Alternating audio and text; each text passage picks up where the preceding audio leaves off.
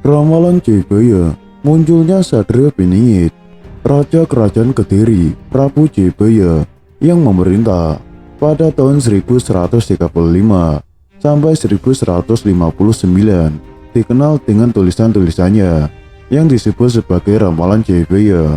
Ramalan itu tertulis dalam beberapa naskah, antara lain Serat Jayabaya Musaror, Serat Planetik Wakya, dan lain sebagainya. Selain itu, juga disinggung di Babat Tanah Jawi. Salah satu tulisan Jayabaya meramalkan terjadinya bencana besar yang menelan banyak korban, sebagaimana tertulis dalam bait berikut. Akeh ingkang koro-koro, udan salah mangsa prapti, akeh lindu lan grahana, dalejate salin salit, pepate tanpa aji, anatung ing jaman 1800 taiyo tanah Jawa, utang patir ratu koromurko, kutilo pansirno, yang artinya banyak kejadian dan peristiwa alam maupun dalam kehidupan masyarakat manusia yang luar biasa. Musim penghujan tidak teratur dan sering datang dengan curah hujan tinggi, kebanjiran, hingga tidak ada curah hujan sama sekali, kekeringan, gempa bumi sering terjadi, dan menelan banyak korban jiwa manusia, ternak, dan harta benda.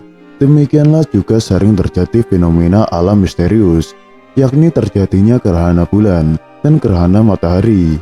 Masa penuh bencana ini akan penuh dengan penderitaan, di mana orang-orang tertindas oleh para penguasa licik dan sewenang-wenang. Masyarakat juga tidak peduli pada sesamanya, pada ketidakadilan yang merajalela di muka bumi ini. Di tengah masa-masa gelap ini, Jayabaya meramalkan datangnya sosok penyelamat, seorang Satria Piningit. Tapi setelah masa yang paling berat itu, akan datang zaman baru, zaman yang penuh kemegahan dan kemuliaan, zaman keemasan Nusantara. Dan zaman baru itu akan datang setelah datangnya Sang Ratu Adil atau Satria Piningit. Jelas Masud Thoyyib Adiningrat, budayawan Jawa yang juga pengageng Kedaton Jayakarta. Dalam bait naskahnya, Jayabaya menyebutkan ciri-ciri sosok Satria Piningit. Akan ada dewa tampil berbadan manusia, berparas seperti Batara Kresna, berwatak seperti Baladewa, bersenjata Trisula Weda. Akan ada dewa berbadan manusia, menyebutkan bahwa Satria Piningit berwujud seperti kita manusia biasa, tetapi sejatinya beliau adalah dewa. Untuk mengetahui sejatinya seseorang tidaklah mudah, kecuali sesamanya atau lebih tinggi derajatnya. Itulah yang menyebabkan Satria Piningit papar Masud.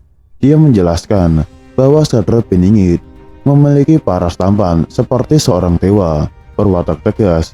Menyebutkan bahwa para Satria Piningit itu seperti Batara Kresna, tampan, berwibawa, dan berwatak tegas seperti Baladewa, terangnya. Sementara terkait kata bersenjata Trisula Weda, Masud menduga itu merupakan sebuah kiasan. Bersenjata Trisula Weda untuk kalimat yang satu ini sepertinya dimaknai secara tersirat, karena tidaklah mungkin Satria Piningit yang dipingit itu membawa Trisula kemana-mana, akan terlihat mencolok, yang menyebabkan dirinya tidak dipingit lagi. Dijelaskannya, pemaknaan Trisula Weda secara garis besar bisa dimaknai 3 jadi 1, seperti ilmu, amal, dan iman, atau bumi, langit, dan isinya, kiri, kanan, dan tengah. Hal ini sesuai dengan sifat-sifat mulia yang lekat dengan banyak dewa-dewa Hindu. Ramalan Jayabaya ini kemudian digubah oleh Raden Ngabei Ronggo Warsito, pujangga besar Keraton Solo. Salah satu ramalan tersebut adalah mengenai datangnya zaman Kolobendu, yang secara menurut Chandra Sengkala atau angka tahun Jawa, yang datang pada tahun 1997. Zaman Kolobendu ini akan berakhir dengan datangnya zaman Kolosubu, yang menurut Chandra Sengkala bertepatan dengan tahun 2025. Zaman Kolobendu digambarkan akan terjadi pertentangan dan permusuhan di antara komponen bangsa yang disebabkan oleh adu domba oleh dalang-dalang yang tidak kelihatan karena berada di belakang layar. Bait yang mengangkat tentang ramalan ini berbunyi, zaman Kolobendu, St. Nono, Nuswantara bakal ketampan bendu yen wis teko pandita ambuka wiwaringan neraka. Pralambange jago tarung ning jero kurungan. Dalang wayang njungkurke kelir, sing nonton padha nangis, antenono, waluya lan tentreme. Mengko nek wis temeka, Pandhawa mula sirnaning penganten. Condro Sengkala 2025, buku Zaman Kalabendu Rangga Warsita, artinya Zaman Kalabendu carut marut. Tunggulan Nusantara akan mendapatkan bencana jika sudah datang tahun 1997. Perlambangannya adalah ayam jantan bertarung di dalam kurungannya. Sang dalang menggelegar sandiwara, yang menonton menangis. Tunggulah zaman kemakmuran dan ketentraman nanti jika sudah datang tahun 2025. Mas'ud menerangkan bahwa Nusantara akan mendapat bebendu atau bencana jika sudah datang tahun 1997. Pandito ambuka wiwaringan neraka. Pandito ambuka dibuka bolong 9, wiwara atau pintu atau terbuka bolong 9 neraka, artinya Condro Sengkala tahun 1997. Pada tahun 1997, Indonesia mengalami bencana ekonomi yang sangat besar, menandai awal datangnya zaman Kalabendu.